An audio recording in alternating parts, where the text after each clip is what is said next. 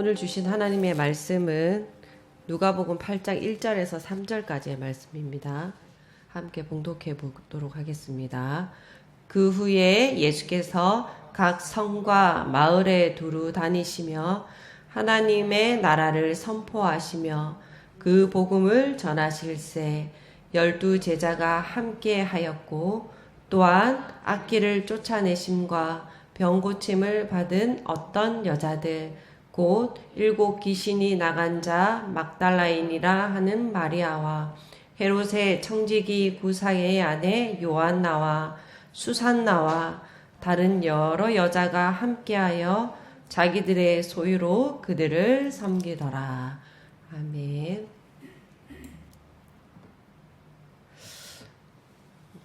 우리는 성경을 읽다 보면 누가 누구를 낳았고 그 아들이 누구였는지 대부분은 이 가문의 대를 잇는 남성들의 이름으로 이어지는 긴 족보들을 만나게 됩니다. 발음하기도 어려운 그런 이름들의 나열인 것 같지만 하나님의 역사가 실제 역사 속에서 끊어지지 않고 이어져 왔다는 증거이기 때문에 사실 그 족보들은 단순한 명단은 아닙니다. 그런데 그 중요한 족보 안에서 여성들의 이름은 사실 좀 좀처럼 또렷하게 드러나지 않습니다. 그런데 오늘 우리가 읽은 누가복음 8장 1절에서 3절의 아주 짧은 본문이지만 그런데 우리가 익숙하게 생각하고 있던 그러한 족보의 질서를 조금 조용히 흔드는 말씀입니다. 막달라 마리아, 요한나, 수산나라는 전혀 예상치 못한 이름들을 복음의 한가운데로 오늘 말씀은 불러냅니다. 그래서 이 본문들을 통해서 하나님께서 어떻게 보이지 않았던 그러한 존재들을 불러서 은혜의 족보를 새로 엮어 가시는지를 함께 오늘의 말씀을 통해서 한번 교훈을 얻는 시간이 되었으면 좋겠습니다. 오늘 본문의 1절 말씀은 그 후에 라는 말로 시작하죠. 그 후에라는 것은 바로 앞 사건을 가리킵니다. 옥합을 부었던 죄 많은 여인에게 내 죄사함을 받았느니라 평안히 가라고 선언하신 것입니다. 그리고 바로 이어서 여인들이 예수님을 섬기는 그러한 말씀이 나옵니다. 이 연결에 이 본문 앞 본문과 지금의 이 연결이 참으로 중요한 것은 죄사함이라는 은혜를 받은 사람이 어떤 삶의 반응을 보이는지를 이 여인들을 통해서 누가가 보여주고 있기 때문입니다. 그 은혜라는 것이 우리가 은혜 하지만 은혜는 관념에 머무르지 않습니다. 은혜는 반드시 삶의 구체적인 자리로 흘러갑니다. 예수님께서 하나님 나라를 선포하시고 각 성과 마을에 두루 다니실 때에 12 제자만 함께한 것이 아니었습니다. 12 제자와 더불어 어떤 여인들을 주목하여 소개합니다. 이 여인들은 먼저 이렇게 소개하고 있습니다. 말씀에 악기를 쫓아내심과 병 고침을 받은 어떤 여자들. 그러니까 이 말은 처음부터 이 여인들이 어떤 강한 사람이 아니었다라는 뜻입니다. 은혜가 필요했던 사람들이었고 그리고 무엇보다 먼저 고침을 받아야 했던 사람들이었습니다. 그러니까 복음이라는 것은 늘 여기서 시작합니다. 어떤 자격이 아니라 은혜에서 그리고 능력이 아니라 먼저 만남에서 시작되는 걸 말씀합니다. 그런데 오늘 여인들은 그저 이렇게 은혜를 받은 사람으로만 성경은 기록하고 있지 않습니다. 이 은혜는 그들이 예수님을 만남으로써 받은 은혜는 예수님과 함께 동행함으로 또 예수님을 섬김으로 복음을 섬김으로 이어집니다. 그러니까 은혜를 받은 사람이라는 것은 무언가를 증명해야 되는 사람이 아니라 함께 있게 되는 사람. 그것이 바로 은혜를 입은 사람임을 또 말씀은 또 이렇게 우리들에게 보여주는데요. 누가는 이러한 은혜를 받은 사람, 이 여인들을 막연하게 어떤 여자들이라 둘이 뭉실하게 부르는 데서 그치지 않습니다. 마리아, 요한나, 수산나라는 그러한 각각의 이름을 불러줍니다. 그리고 흥미로운 것은 이들을 소개하는 방식이 참 이렇게 조금 제각각 다양한 것 같습니다. 먼저 마리아는 7 귀신이 나간 자 이렇게 소개하고 있습니다. 이렇게 귀신 들렸다라는 것은 영적인 고통뿐만 아니라 또 사회적으로 경제적으로 또 그 공동체에서 분리되어서 정말 고립되고 완전히 너무나도 힘들게 살아갈 수밖에 없는 그러한 상태를 의미했잖아요. 게다가 한 명의 귀신도 아니고 7명의 이 7 귀신이라는 표현에서 와 완전히 7은 완전수라는 의미가 있잖아요. 그 완전히 귀신에게 장악을 당했다라는 그러한 의미를 포함하고 있습니다. 게다가 지금도 남녀평등 얘기하지만 그 당시를 한번 또 생각해 보면 여성의 몸으로 겪었던 고통이 얼마나 처참했을지 또 짐작하게 됩니다. 그러나 예수님을 만난 후 마리아는 예수님의 십자가 곁을 지켰고 또 부활의 첫 목격자로 예수님의 운명을 끝까지 함께합니다. 가장 비참한 밑바닥을 경험한 마리아에게 예수님은 단순히 귀신을 쫓아내 주신 그러한 치료자가 아니라 인간으로서의 어떤 존재 이유를 회복시켜 주신 구원자였습니다. 그래서 그녀의 삶은 우리에게 말해줍니다. 복음을 위한 어떤 사역의 조건은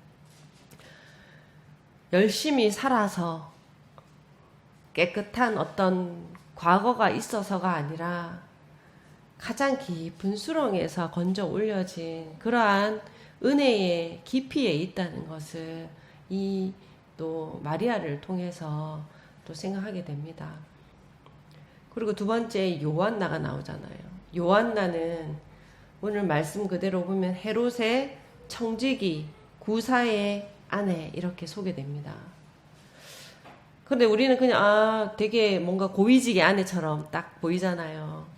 그런데 그뿐만이 아니라 그 시대 사람들에게 사실 엄청난 충격이었을 것 같습니다. 왜냐하면 헤롯은 세례 요한을 죽인 권력자였고 또 그의 청직이라고 했으니까 그 왕궁의 헤롯 왕궁의 재무와 행정을 총괄하던 엄청난 고위직입니다, 사실. 그런데 그 왕궁의 화려함 속에서도 뭔가 채워지지 않고 해결되지 않는 영적 갈급함 뿐만이 아니라 또 질병이 있었을 것 같아요. 그래서 이 요한나가 예수님을 따랐다는 것은 남편의 직위는 물론이고 고위직이었으니까 자신의 안전까지도 이렇게 걸어야 하는 굉장히 위험한 선택이었습니다.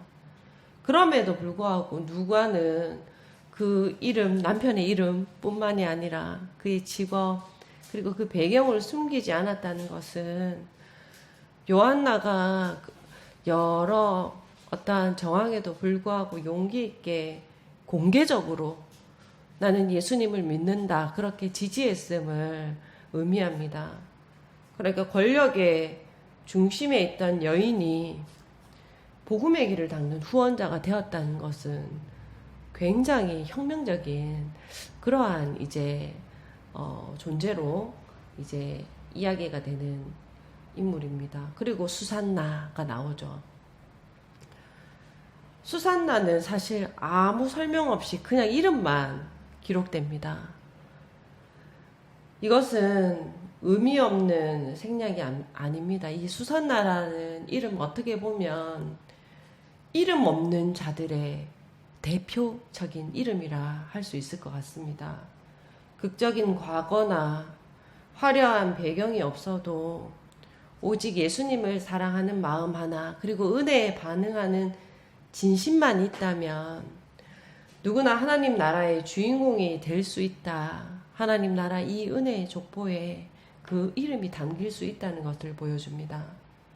그리고 이 평범한 이름들이 모여 다른 여러 여자라는 큰 흐름을 만들어냅니다. 그러니까 평범함 속에 위대함이라는 것이 이런 흐름이겠구나라는 것을 또 우리들에게 보여주잖아요. 어쨌든 이들이 함께 다녔다라는 것은 당시 사회에서 굉장히 혁명적이었을 것 같습니다. 귀부인 요한나가 7 귀신 들렸던 마리아와 그리고 이름 없는 여인들이 한솥밥을 먹고 또 같은 길을 걸었습니다. 그들은 누군가의 부속품이 아니라 상처와 권력과 평범한 일상이라는 각자의 삶의 자리에서 일어나 예수님을 만난 독립적인 주체들입니다. 사연이 많아서도 아니고 설명이 뭔가 그럴듯한 설명이 길어서도 아니고 업적이 커서도 아닙니다.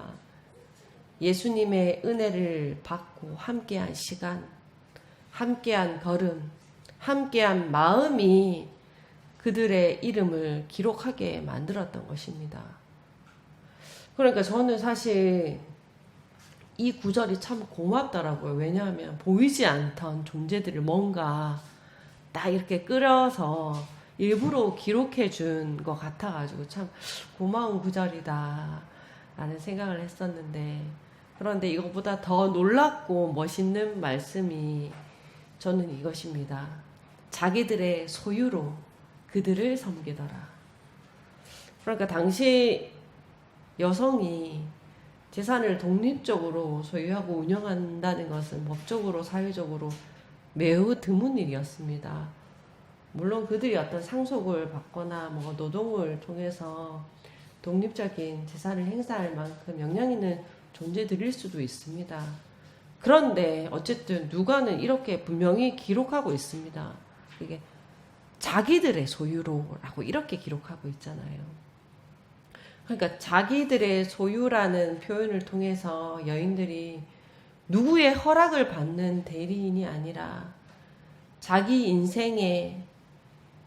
인생과 소유의 주인으로서 이 결단했음을 분명히 하고 있습니다. 남편이나 어떤 사회의 시선보다 하나님 나라의 가치를 우선순위에 두는 그런 영적인 주체성을 가졌다는 것입니다. 그리고 이 누가복음은 저는 이 여인들을 통해서 복음이 전해진다는 것이 그저 하늘에서 떨어지는 만나로만 이루어지는 것이 아니라 누군가의 구체적인 희생과 또 물질적인 뒷받침을 통해 이루어진다는 그러한 사실을 숨기지 않았습니다. 이 자기들의 소유라는 그러한 표현 속에는 현실적이고 구체적인 섬김, 또 예수님의 말씀 선포만큼이나 가치 있는 사역으로 굉장히 격상시켜준 그러한 내용이라고 생각합니다. 그리고 특히 요한나 같은 인물은 헤롯 왕궁에 어떻게 보면 그 봉급을 받는 사람이잖아요.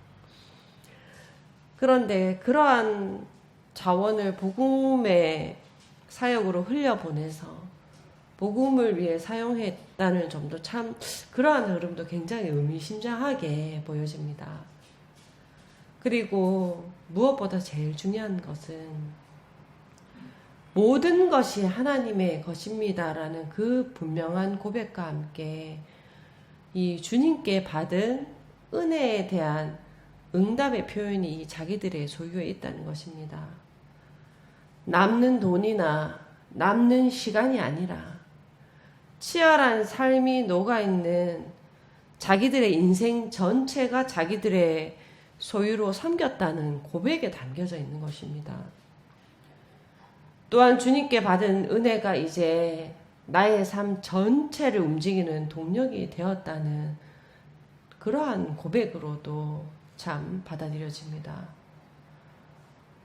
내 주머니와 내 시간이 움직였다는 것이 사실 가장 확실한 변화잖아요. 내 주머니와 내 시간이 움직였다는 것이 가장 확실한 변화의 증거 맞잖아요. 그리고 누가복음은 마리아, 요한나, 수산나라는 이름뿐만 아니라 다른 여러 여자가 함께 하였다는 것을 빼놓지 않았습니다. 요한나 같은 고위층 여성이 앞장섰을 때에 이름 없는 수많은 여성이 나도 할 수 있겠구나라는, 나도 여기에 동참해도 되겠구나라는 그러한 용기를 얻었을 것 같습니다. 성별이라는 틀에 갇히지 않고 사역의 포지션을 당당히 확보한 이들의 행보는 보이지 않는 곳에서 헌신하던 여성들을 연결하고 조직하는 강력한 그 시대의 구심점이 됐을 것 같습니다. 그리고 오늘 말씀은 이거를 분명히 기록하고 있는데 절대 혼자 움직이지 않았습니다. 복음은 개인의 체험에서 시작이 되지만 반드시 함께라는 공동체적 열매로 완성된다는 것을 이 여인들이 증명하고 있습니다. 그래서 이것이야말로 혈연과 학연과 지연을 넘어선 새로운 하나님 나라 공동체의 관계들, 또 은혜의 족보로 엮인 새로운 가족이라 여겨집니다. 그리고 저는 무엇보다 다른 여러 여자라는 그 표현 가운데 제 이름도 찾게 되더라고요. 제 인생도 때로는 병으로 고달픈 적도 있고, 어떤 자리에 있어도 오롯이 그것이 제 주체적인 역량이 아닌 또 직함 아닌 직함이라서 참 애매모호한 그러한 갈급함도 있었습니다. 그리고 너무 때로는 평범해서 이름조차 기억이 안 되는 존재이기도 했는데, 그런데 다른 여러 여자라는 그러한 표현에서 저는 너도 여기 함께야 라는 그러한 뭔가 이 은혜의 초대장을 받는 것 같더라고요. 성경은요, 예수님의 사역을 도운 훌륭한 여자들이라는 그러한 박제된 영웅으로 남기지 않았습니다. 너와 같은 아픔을 겪고 너와 같은 고민을 했던 이들이 지금 내 곁에서 함께 걷고 있다라는 따뜻한 영대의 손길로 당신도 여기 함께입니다 라고 계속 이렇게 우리 한 사람 한 사람을 부른 것 같습니다.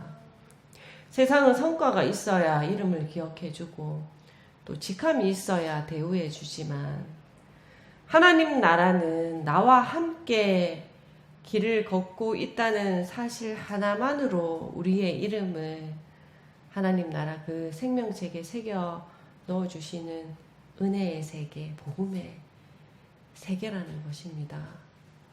그래서 되게 짧은 말씀이고 되게 짧은 표현인데 쉽게 넘어가지 않더라고요. 왜냐하면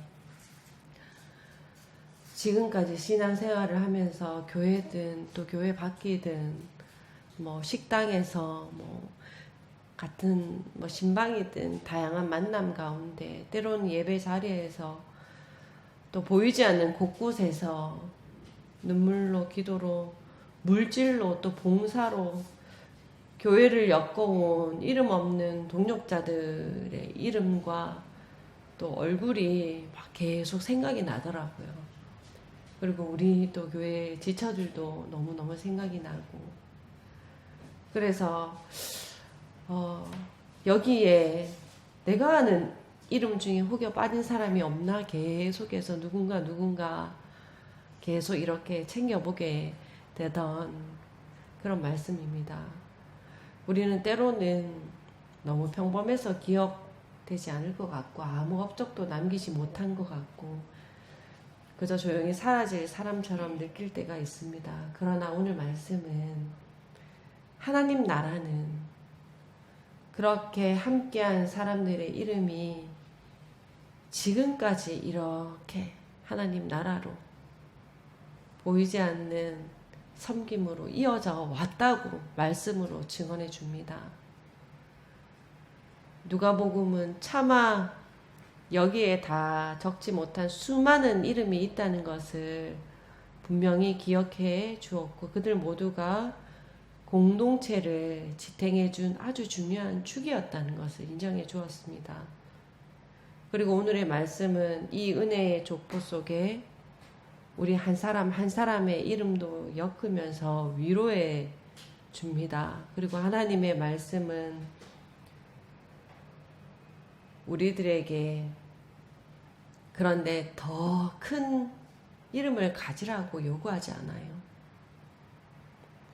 그냥 너도 함께 여기에 있다라고 그렇게 우리를 다시 격려해 주십니다. 업적이 아니라 함께한 시간으로 또 성과가 아니라 내어준 마음으로 그것만으로 혈통이 아니라 은혜로 엮인 족보 안에 우리가 이미 기록된 존재들이라고 오늘 말씀을 증언해 주십니다.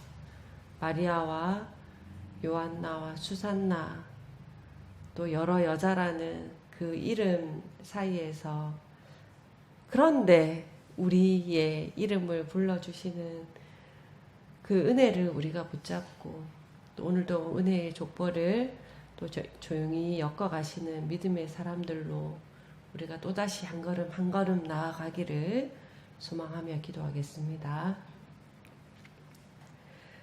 아버지 하나님, 기록되지 못한 우리의 서사를 그러나 하나하나 기억해 주시고 은혜의 서사로 은혜의 족보로 엮어주신 그 사랑을 감사를 드립니다.